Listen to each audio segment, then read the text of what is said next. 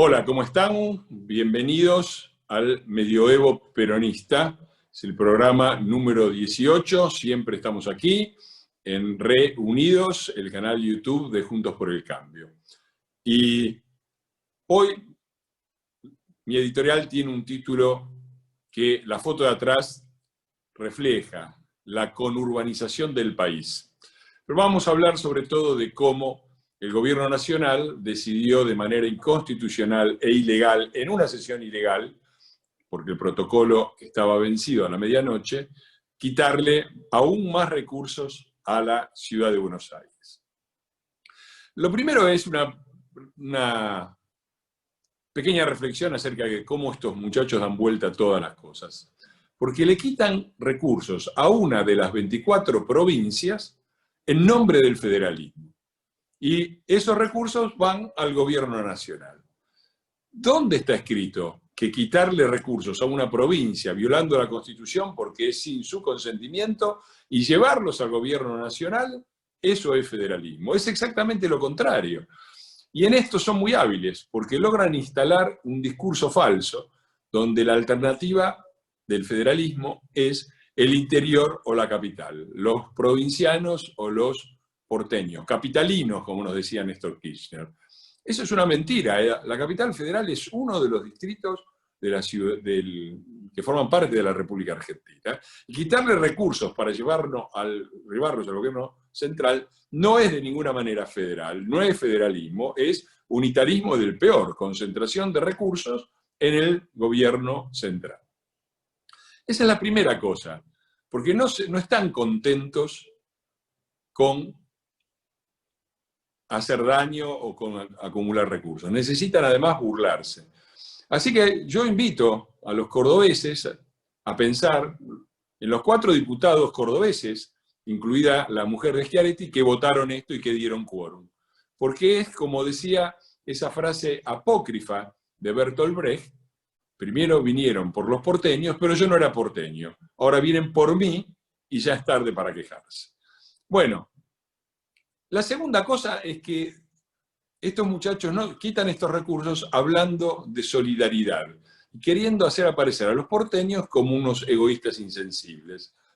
A ver, la capital federal es un distrito que aporta muchísimo más de lo que se lleva a la caja común y atiende en sus hospitales, escuelas, a miles, millones durante el año de gente llegada de las provincias y duplica su población todos los días porque la gente que vive en el Gran Buenos Aires viene a trabajar a la capital federal. ¿Cómo puede ser que se nos tilde de egoístas? ¿Cómo es posible? ¿Quiénes son los egoístas? ¿Los que ponen mucho en la caja común y se llevan poco? ¿O los que no ponen nada y se llevan todo para mantener armados sus quinchos feudales, que en eso han convertido a las provincias argentinas? En eso han convertido las provincias del norte en manos de los jeques feudales peronistas y en eso han convertido al conurbano en manos de los varones del conurbano también peronistas. Y esta confusión es muy grande porque los 2 presidentes menos federales de la historia han sido 2 peronistas llegados del interior profundo del país. Menem, que venía de La Rioja, y los Kirchner, que venían de Santa Cruz, miles de kilómetros de la capital federal.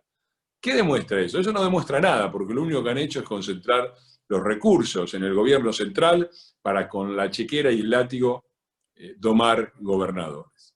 ¿Qué más decir sobre esto? Primero, se nos acusa a los porteños de ser opulentos. La ciudad de Buenos Aires no es un distrito opulento, es un distrito próspero. Y es un distrito próspero porque no vota peronismo. Cuando votaba peronismo, no era un distrito próspero. El PRO ganó el gobierno de la capital en el año 2007. Antes estaba Aníbal Ibarra, por un acuerdo con Néstor Kirchner, mediado por nuestro actual presidente de la Nación, Alberto Fernández. Los porteños nos acordamos de cómo era la ciudad hasta 2007. No era una ciudad opulenta. No había metrobús, no había viaductos, no había bicisendas, las calles estaban rotas, había basura por todos lados.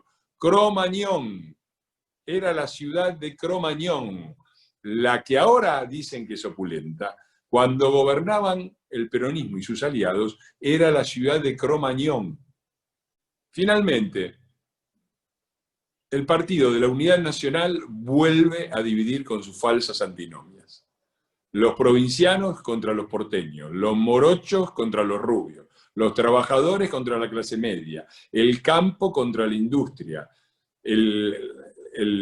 las pymes contra las grandes empresas. Lo que debería estar junto, porque con todo eso hay que hacer un país, ellos lo dividen permanentemente. Y tienen solamente ese programa político, seguir dividiendo y ampliando la grieta. Y lo hacen cumpliendo además con su programa económico, que consiste básicamente en quitarle recursos a los sectores que no los votaron, la capital federal, pero también el sector agropecuario, también el sector de los exportadores de servicios y de tecnología, también las clases medias, también los jubilados que pagaron sus aportes. Le quitan a todos esos para bancar a los suyos, a los que viven subsidiados, a los que han sido reducidos a súbditos de un sistema medieval.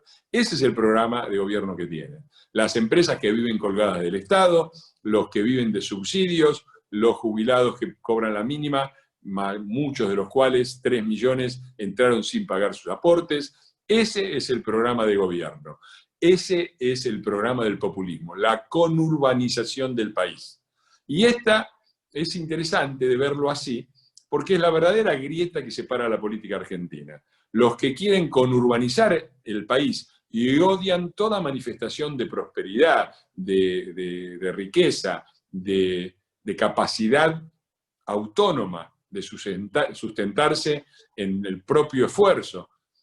Los argentinos que vivimos de nuestro trabajo y de nuestras inversiones, y los que lamentablemente, reducidos a súbditos del peronismo, viven también de ellas, viven del esfuerzo ajeno. Esto es lo que hoy divide al país. Esta es la verdadera grieta, y se manifiesta políticamente en dos proyectos. Uno es el proyecto de quienes quisiéramos que los estándares de vida de la capital federal se extendieran al conjunto del país. Y los otros, los peronistas, los que quieren conurbanizarlo, los que quieren hacer de todo el país una enorme villa miseria en la cual reine la oligarquía peronista.